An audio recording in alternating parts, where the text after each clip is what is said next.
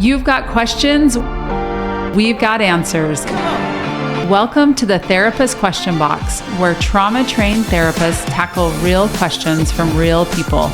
I'm your host, Lindsay, bringing you grounded insights you can actually use, brought to you by Therapy Utah.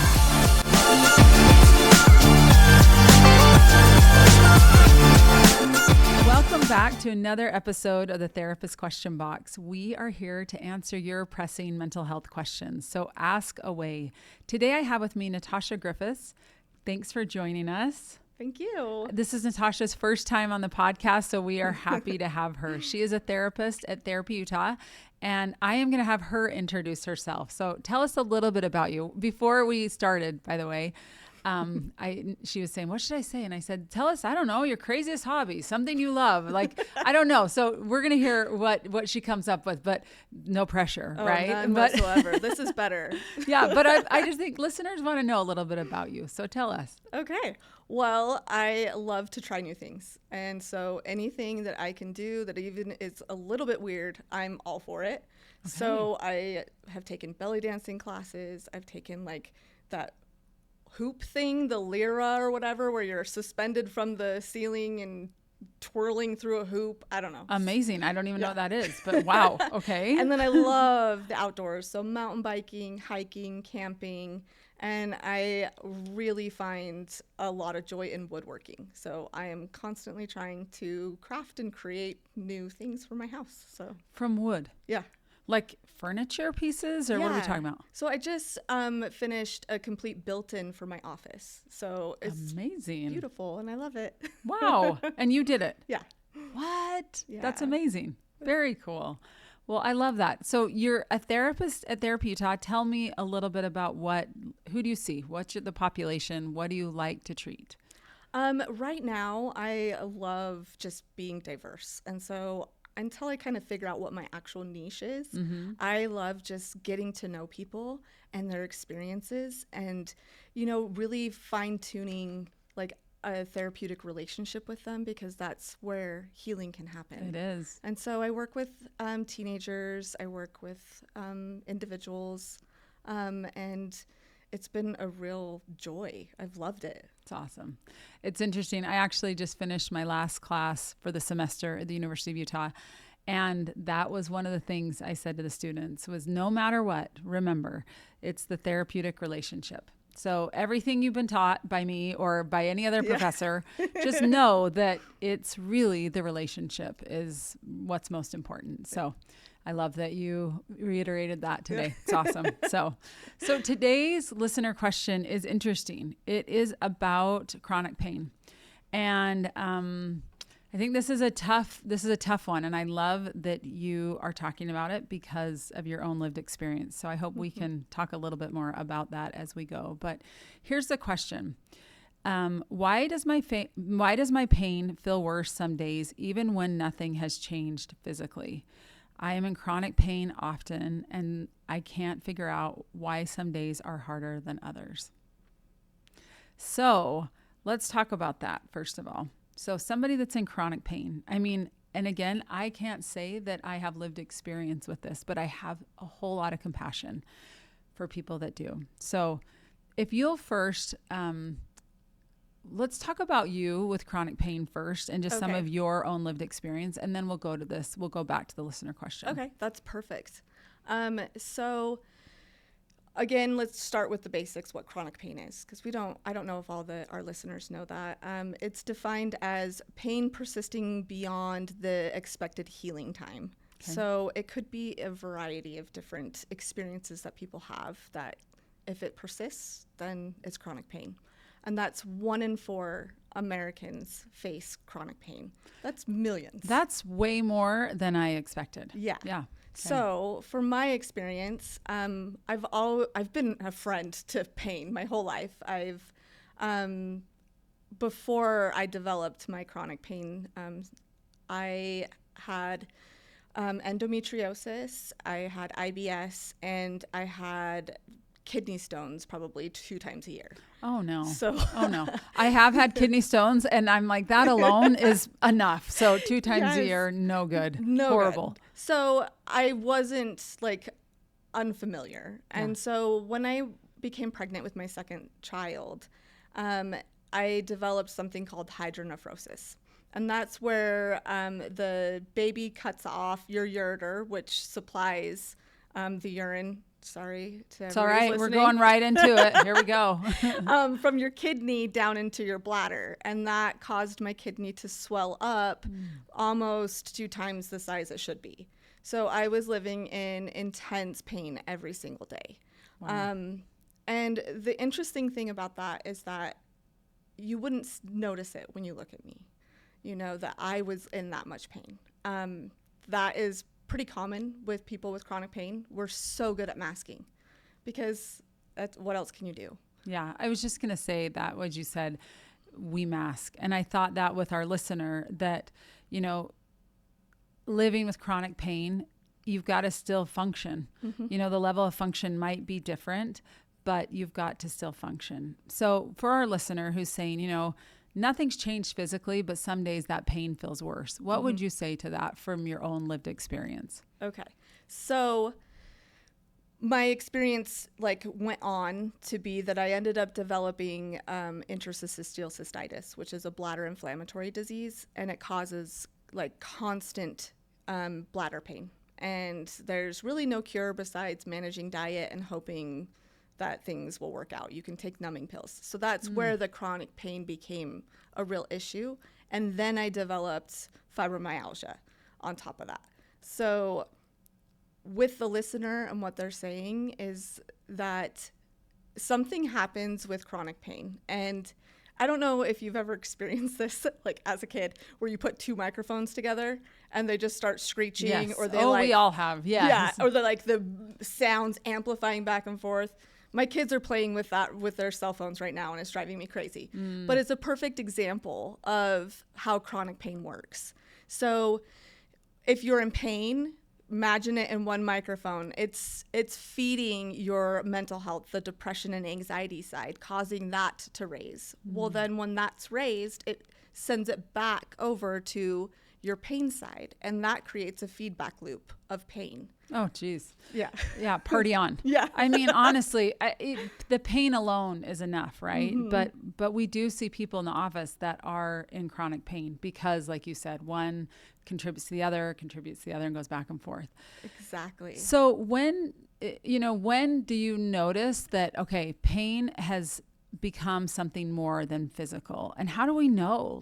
How do we know and attribute it to, oh, this is because of pain. This is not something else. I think that's what's super hard is even when you're going to medical practitioners, they're just always saying pain's a symptom. Let's just give you medication. Oh, this will cover it up.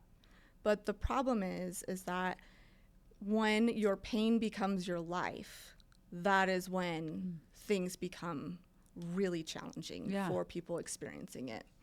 So, I mean, you saying that when pain becomes your life, I mean, that feels like a curse, really. Yeah.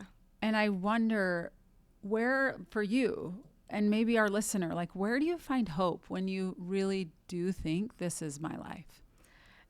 It, for me, was a hard process because it took looking at my life that had become pain and the shambles that it was left in. I became isolated from friends and family.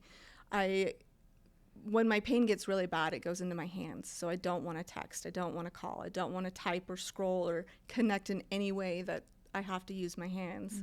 So with that, the hope comes in trying to find ways to enjoy your body again, because when your body is consumed in pain and that's all you're experiencing is pain in your body, then you need to find ways to bring love and joy back into it.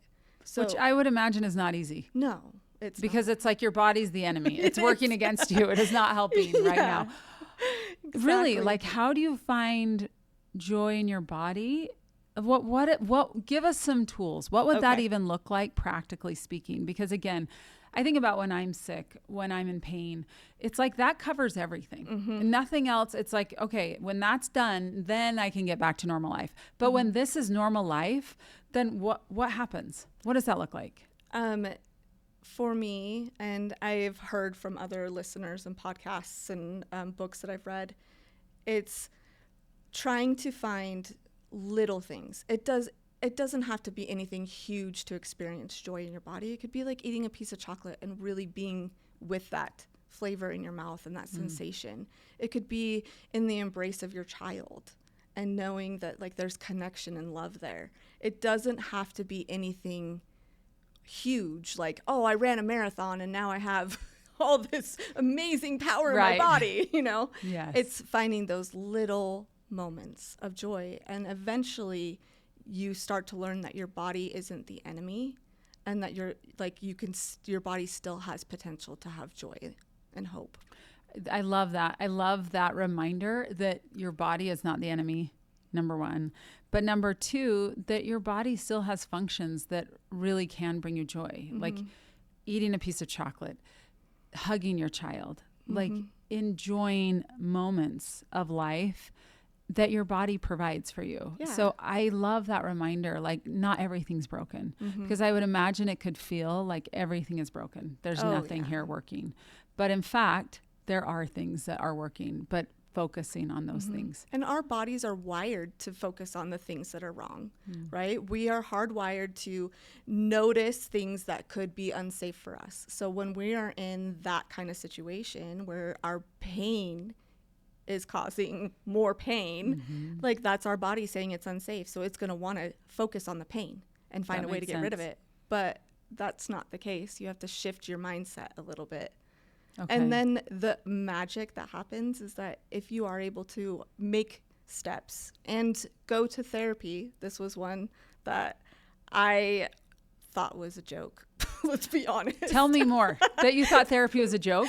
Yeah. And now you're a therapist. So there had to be some type of change that happened. Well, okay. So I thought that all the times that I would go to the doctor and they kept being like, we don't know what's wrong with you. You should just go to talk therapy.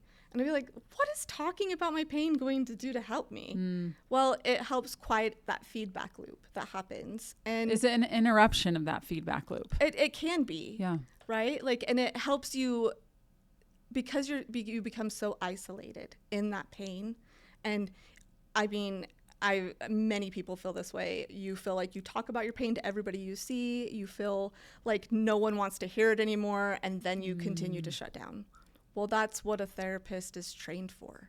They're trained to listen and be empathetic and help you through these situations. And talking about the pain actually helps decrease the mental health part, which then decreases the pain part of your feedback loop. Oh, that's so good. That's a big deal. It is. So it's not even like physically the symptoms have changed, but actually your experience with the symptoms have changed. Exactly. And it's interesting because our listener is saying, you know, nothing physically has changed, but it's gotten worse. Yeah. So I would imagine, again, that feedback loop can go one way or the other, right? Yes. It can either get worse because maybe the stories in our head about it, maybe, again, that feedback loop that's adding to the mental part of the pain. But then the opposite can also happen as well. That feedback loop can lessen and can maybe get interrupted because of one of the things you're saying is talk therapy. Oh, yeah. Which is amazing. Is that what encouraged you to be a therapist? No, but it helped. And I think, like, for me, I have a background in trauma, which a lot of people with chronic illness do. Yeah. But I think it was a culmination of that experience with chronic pain mixed with some other like panic attack things I was experiencing that led me down this like path of discovery. Yeah. But I think the most insightful thing came through my own therapy was you just get so caught up, especially as a mother with chronic pain. You get so caught up in, oh, I need to be this way. I need to perform this way. I just got to push through all the pain because I have to be this mom or this wife or do all these things for everyone else. But my therapist, when I was listing off the things I had to do and how exhausted and tired I was, she just like looked at me dead in the face and was like, have you ever thought about using paper plates? And I was like there is an easier way to do this. It does not have to be that hard. Yeah. And at that moment, it gave me permission to just okay, my body needs me to relax. My body needs me to like let go of some of this. Yes. And that permission in that moment meant everything to me. And that actually helped me down this path. Isn't that interesting that the paper plates were the thing? Yeah. I'm like, that you were like, okay, I just got permission from a therapist to not use real glassware. I can use paper plates. It's okay. Look, one moment I don't have to do chores every day. Like, right? We can do this. It's funny when somebody else gives us permission. Sometimes we have to, it takes a minute, but again, interrupting that in our head that this is the way it has to be. This is the way it has to look. But like, who sets that expectation? You do. And nobody else is actually making you live by that, right? It's like, no, it's you. And so changing that narrative in your brain is really powerful. Exactly. Wow. It's amazing. It's interesting you say that. I think as a therapist, it's amazing that the paper plate comment by her was like the thing that changed for you. You know what I mean? That was like a big deal. So that's like, I've had some amazing therapists that I've worked with and that have worked with me. And there's something about a therapist that gives you so much hope. And they're just like, I call them sunshine people because they do. They just radiate this like hope for you. And you just crave that like warmth on you. And that's what, you know, dealing with chronic pain, like having somebody give that to you, it's a big deal. It's amazing.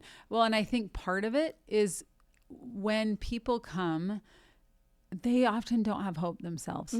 And so a therapist can provide hope for them until they can get it themselves, right? It's like, I'll give you hope, borrow mine until you have some of your own. And that is a gift, right? And again, I think a therapist, a trusted friend, they have perspective that sometimes when you're in the middle of it, it's like you can't see it because you're just in it, right? Yeah. But they have a perspective where they've zoomed out a little bit and they're not experiencing it. So they have a different lens than you do. Exactly. Yeah. So in addition to therapy, what did you find helpful? I mean, and this is one thought as you're talking about that feedback loop is just the way you talk about it in your head, you talk about it to other people. I mean, I would imagine that's a big part of this. Oh, yes. So tell me about that. And then we'll talk about other things that you have found helpful. So that can be a really challenging part of having chronic pain is because you are in such a situation of despair and the negative self-talk becomes all-consuming. It could fill a room, and the beliefs that you have from that end up shaping your identity. So for me, it was like, you're worthless, you can't do anything. You know, there's some really deep core issues there. Yeah. And I guess I was putting a lot of value on what I could do for everybody else instead of just being me. And so when you kind of look at that scope, it kind of just resonates with a lot of people, that feeling of lack of self-worth, that feeling of being too damaged to be loved. What did you find that actually helped from a mental perspective? Because again, if the physical isn't changing, you know, I do think the stories in our head can make things better or worse. I know. Yeah. So tell me a little bit about that for you. Okay. So for me, there was a lot of like, I feel worthless. I feel less than. I'm only worth something if I can do for people. There was a lot that I put on myself during that time. And it's really hard when you're feeling that depressed and low and in pain, to get out of that. Absolutely. And so for me, it was, again, going back to finding joys. So not just in my body at this point, it's now finding joys throughout my life and in the world. And so interacting with people, connection plays a huge factor in helping chronic pain. I mean, even when we don't feel like going out and being around people, that's usually the thing we need the most, is because there's an energy to it. Totally. And then just like having, like, going on hikes was really like important for me, I would just go on like walks. It doesn't have to be hard. It doesn't have to be strenuous. Just to look at little joys in nature, and finding these little sparks throughout my life is what started to help me through that. I love that. And I think what's important for our listeners to understand too is that I would imagine you weren't out of pain when you decided to start hiking, and when you decided like these little walks needed to happen, that it wasn't like, I'm out of pain, now I can do these things, but you started doing it in spite of the pain. Yeah. Would that be right? That is correct. Yeah. And I think when we just say, oh, we're going to wait until, and the until never comes. It doesn't. And then it's really discouraging. So you're doing it with the pain. You're maybe in pain while you're walking, but you're doing it, right? Yeah. It makes me think of I have a daughter.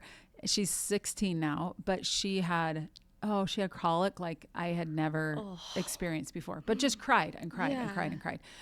And I wouldn't leave her the babysitter because I was like, they will kill her. Like they will hurt her because she is not their child and all she does is cry. And so I started to go on walks with her, and she'd be screaming and screaming and screaming. And I remember one of my neighbors was like, hey, are you okay? Is she okay? And I was like, you know what? She's either screaming in the house or she's screaming out here. So I figure I might as well get a walk and be with her. And because frankly, it's the same thing, right? Yeah. And I think it was kind of like upsetting to the neighbor, like, what is happening? Why is she so upset? And you're seeming very calm. And I was like, this is what she does. DCFS. Yeah. Like I promise, this is normal. This is why I don't leave her with babysitters, because it is. But it's that same principle. Is like, if I would have waited till she was done crying, I would have been waiting for months, frankly. Yeah. And so it was like, you know what? I can either get out and try to live my life with this really upset baby, or I can stay in my house and then perpetuate my own, mental health struggles that were happening because it was so difficult. So same principle, like we got to do the thing even when things aren't perfect. Exactly. Yeah. So tell me, is there anything before we wrap up that you feel like our listeners need to hear, understand about chronic pain? I feel like it's important to know that your body isn't the enemy. We've talked about that. And that your body does know deep down what it needs to heal. It may take time. It may take seeing a therapist to discover some of that, but it does know. And I think as we become more in tune with our body, and people with chronic pain really are in tune with all the little things, but probably more than most. Yes. Yeah.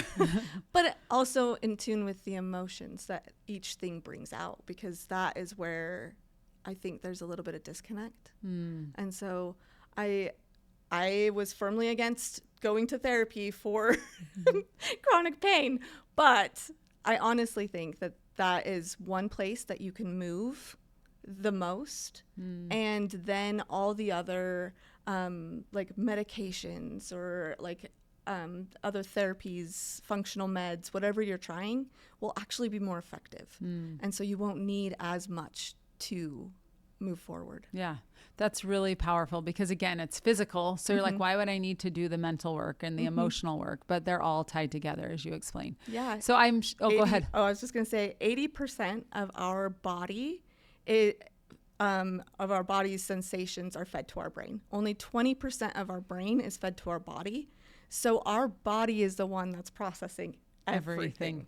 I tell people that, like, pay attention to your body, pay attention to your body. And it's funny, we get really good at ignoring our bodies. Yeah. Right? Like, I'm hungry. Too bad you can't eat. I'm tired. Well, you can't go to sleep. So buck up, push on through. We're really good at ignoring our bodies. Yeah. But when we start listening, our bodies will give us information every time. Right? But I think, again, the important piece is they give us information, right? But they don't have to be our dictator. Yes, exactly. Right? So it's information, but not dictatorship. Like, that's important to understand, I think, as well. Yeah, and just to be easy with yourself. Have a little bit of grace for who you are, and just know that you're not alone. That alone is huge. Really. Like, I think when you're in this situation, you're more isolated. You don't feel good. You don't want to text because your hands hurt. You're in pain. You isolate yourself even more. You don't want to talk about it. I do think that feeling of I'm the only one, no one understands what this is like. I mean, that is a whole different level of isolation. So when you can say, I'm not alone, there are other people that struggle and suffer with this. I think that adds so much, like, okay, I'm not crazy. I'm not alone. This is going to be okay. And, I would be interested. Are there groups that you know of? Are there any support kind of resources that you can give to our listeners? There are a lot online, especially through Facebook. I mean, I've been a part of a few of them, especially for the IC community, interstitial cystitis, the tongue twister. Yeah.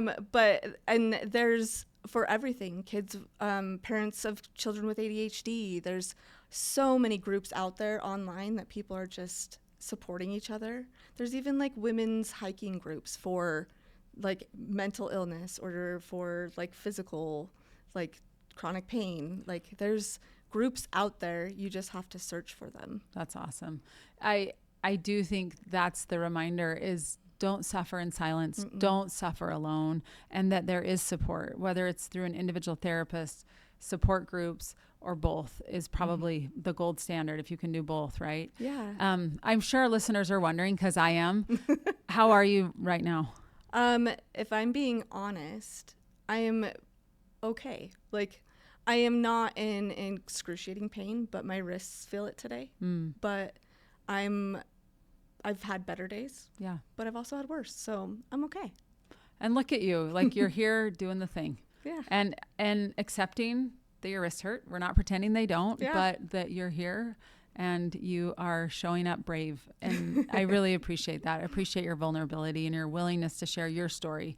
Because I think when we've had a lived experience, there's something different about that. Yes. When we go, oh, they're not just talking about it. They actually know what this feels like. And so you can truly see people. Yes. So thank you for being the one that we were able to call on when this listener question came in. That makes such a difference. A couple things I just want to go over that I think were really meaningful today is remember what your body can do. I love that. Your body can hug. Your body can experience taste. Your body can hike. Your body can be outside. There are things that still can happen, and to not only focus on what can't happen. I love the reminder that therapy, how important therapy was for you in particular, and that it was hope. Sometimes hope that you didn't have yourself, but that a therapist had for you until you could have your own hope. The permission to change. The permission to give yourself grace and be easy on yourself is such an important reminder. As you were talking, I thought, so much of our value, and we don't even realize it, can be tied to our performance. What we can do, what we can produce, how clean our house is, what we're doing for work, whatever, right? Yes. And recognizing that's not where your worth lies, Yeah. right? Your worth because you are, period. Not because of what you can or can't do, but really getting honest about that. And it's hard when maybe you grew up in an environment that said, oh no, this is what makes you enough and okay, is when you work hard and you produce or whatever, right? So just that reminder, I thought that was great. Well, thank you so much, Natasha. I really appreciate your insights, your personal experience. And again, I really think this will be helpful for our listener and those that suffer with chronic pain, but also those that know family members or loved ones that suffer with chronic pain. If it's 1 in 4, then all of us know, we know somebody in our life that is in this boat. So thank you so much. You're welcome, and thank you. Yes. Well, thank you so much for joining us. And if this is an episode that resonated with you, or that, again, you have a family member or a loved one who is experiencing chronic pain, please share this and like and subscribe. And until next time, take care. That's a wrap for today on the Therapist Question Box. I'm Lindsay Schiss. Thanks for listening. And remember, every question you ask is an opportunity to learn and grow. Brought to you by Therapy Utah. Hey, this is Kathy Kinghorn. I'm an owner at Therapy Utah. If you'd like to book with one of our trauma-trained therapists, go to www.therapyutah.org. Thanks for listening.